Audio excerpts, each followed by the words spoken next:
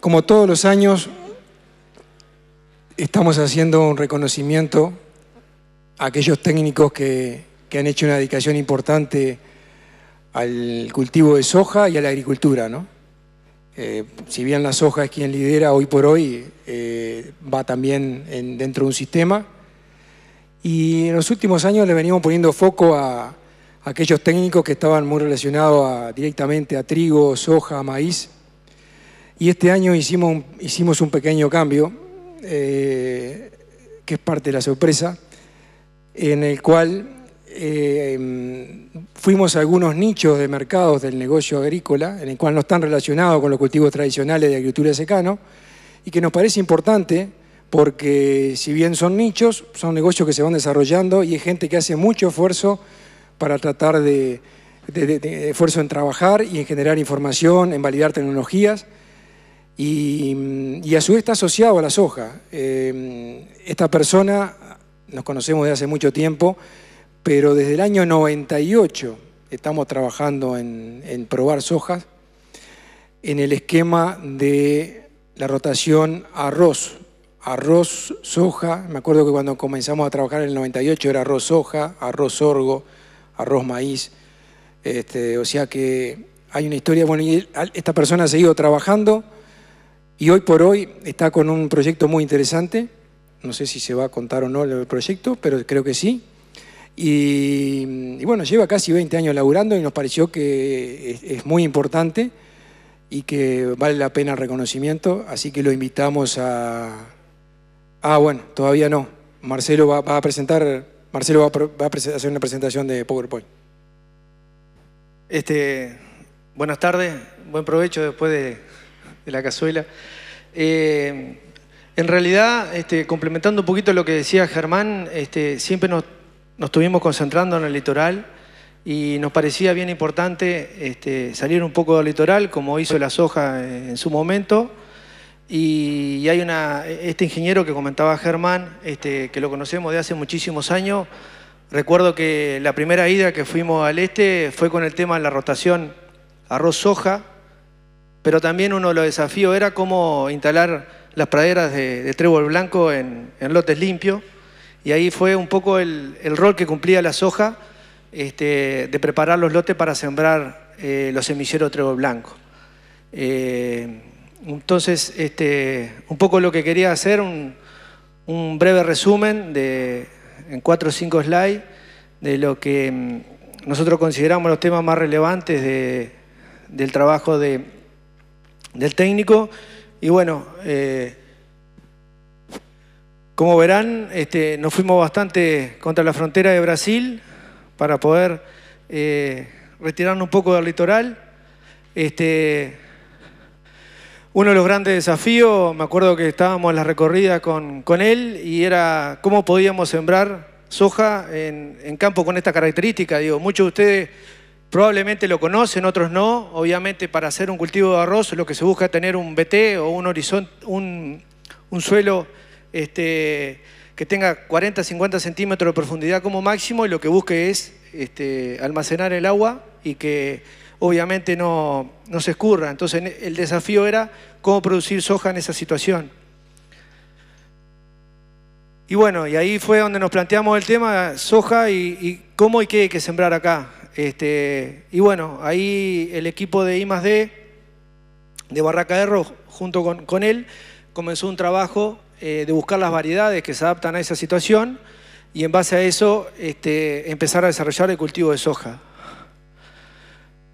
Como un poco lo que yo les comentaba de los suelos, obviamente son suelos muy someros, se convive con el tema de muy baja fertilidad. El suelo en realidad para el arroz es un sustento y el desafío era grande, ¿no? Entonces, ¿cómo lograr no solamente implantar soja ahí, sino buscar cómo incrementar los rendimientos? En la zafra 2015-2016 se hicieron drenajes de los suelos con el objetivo de buscar que cuando se da un exceso de lluvia escurriera y no sufriera anegamiento de cultivo de soja. Y en la zafra 17-18 se arrancó con lo que se llama la siembra en cantero o camellones. Y bueno, como todos ustedes recuerdan y tenemos muy grabado a fuego lo que fue esta última zafra, ahí se sembró la variedad 6.8 el 15 de diciembre. Ahí está el riego por canelones o camellones, donde tenía controlada el manejo del agua en el cultivo de soja. Ahí son las primeras fotos en la implantación de soja, la variedad de 6.8, sembrada a 38 centímetros. Ahí está el cultivo, cómo va evolucionando. Este es un cultivo de soja, de la zafra esta que pasó. Todo tiene que recordar las características que vivimos con el cultivo. Es una jornada ahí que se hizo con un grupo de productores de 33. Ahí el cultivo ya estaba pronto para cosechar. Y bueno, la persona que yo estaba, el resultado de esa chacra fueron 3.100 kilos. No fue un ensayo, fue una superficie superior a las 150 hectáreas. Y un poco el mensaje que le queríamos transmitir es que de la mano de la genética, pero también del manejo, que es una de las cosas que Rodrigo Iglesias y Lucía Camelo van a presentar en la actividad que sigue, es de la mano de la genética y de la mano de manejo, es posible en muchos casos poder producir soja e independizarse de las situaciones ambientales que en ese momento nos tenemos que enfrentar. Y bueno, la persona que nos parece que se merece el tero es Roberto Lima, que le invitamos a acercarse al escenario. Jorge.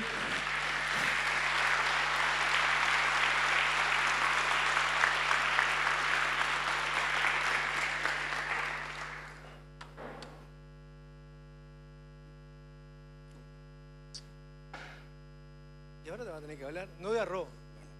Bueno, lo primero es agradecer a los amigos realmente de este honor inesperado. Primero quería decir nada más que 2 o 3 cositas. La primera, como estamos acá, es decirle al pueblo de Dolores, como uruguayos nos sentimos realmente orgullosos de la reacción que tuvieron frente a la adversidad hace un par de años. Siempre embromamos en el que por suerte el tornado fue acá, porque si no estaríamos hasta ahora con los problemas sin solucionar. Realmente dieron un ejemplo de cómo sobrellevar adversidades, así que el tema de la crisis que hoy en cierta forma se abate sobre la agricultura, creo que en ese espíritu que mostraron está la solución. La segunda cosa, cuando siempre que Barraca Erro o que la soja ha tenido esos embates, digamos, entre los precios, las buenas condiciones, siempre la frontera agrícola se ha expandido, o siempre está en la cabeza de la gente, expandirse hacia aquellos lugares. Recién hablábamos que cuando los buenos precios aparecieron los grupos en la zona, aparecieron los grandes plantadores, y así como aparecieron, después se fueron. Barraca Erro en cierta forma marcó siempre una reserva con el abordaje, digamos, del cultivo, siempre poniendo por adelante el tema de la rotación, y por eso fue que se dio esa gran asociación entre Calvace y Barraca en el desarrollo del cultivo de soja, porque los objetivos eran comunes, los objetivos era el sistema, los objetivos era una soja que una vez que pasara la efervescencia de los buenos precios, después tuviera continuidad. Ahora estamos en una etapa de una coyuntura difícil del cultivo del arroz.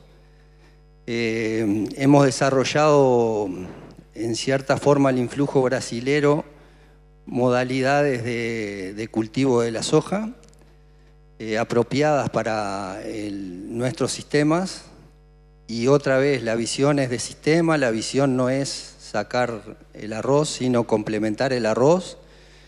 A su vez, el arroz, dentro de las cosas importantes, es todas las obras de ingeniería y de drenaje que los pone el arroz. Entonces hay una serie de sinergias que junto con la pradera posterior, bueno, viabilizan un sistema y una rotación que pensamos que le da sustentabilidad.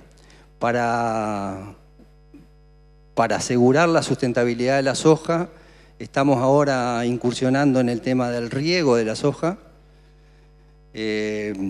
Pensamos que el recurso más importante que tenemos en la región es el agua y el conocimiento que hay en la zona del manejo del agua en nuestras condiciones.